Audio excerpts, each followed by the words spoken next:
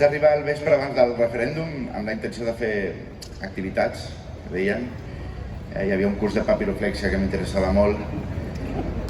I allà m'hi vaig estar tota la nit defensant el col·legi, vull dir, aprenent el bonic art de fer ocellets de paper. Va ser una nit tranquil·la, sense cap ensurt. Més d'un ens preguntàvem, de veritat, cal fer tot això pel simple fet de votar? Potser n'estem fent un gra massa, què ens faran? Agredir-nos? Spoiler, sí, ho van fer. Cap a les 5 de la matinada va aparèixer un noi desconegut amb 3 bosses d'escombraries, les va deixar dins de l'escola i ens va mirar alleujat com dient jo ja he fet la meva part, ara us toca a vosaltres. Efectivament eren les urnes, vam esclatar en aplaudiments i creuant els dits pensàvem esperem que la Guàrdia Civil no en trobi cap. Spoiler, ni les van ensumar, no en van trobar ni una.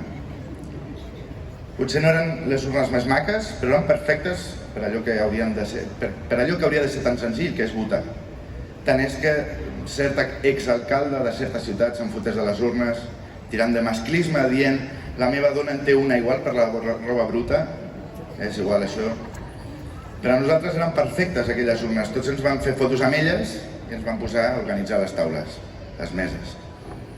La meva intenció era passar la nit allà, votar el primer i anar a dormir a casa de ma mare. Compromès, sí, dropo també.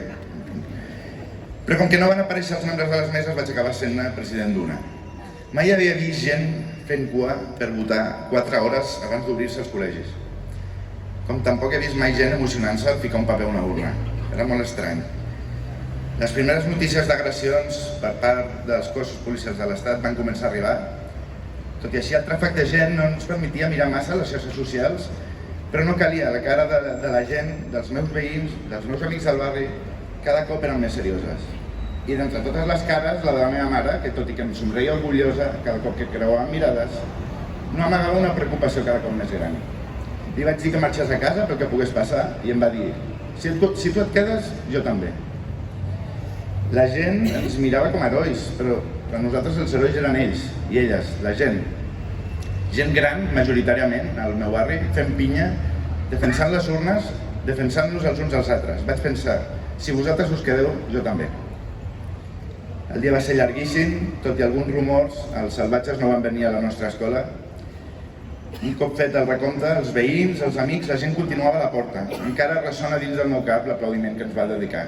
Ells, a nosaltres, quina bogeria per votar, per expressar-nos. De veritat, això mereixia un aplaudiment, ens havíem tornat bojos?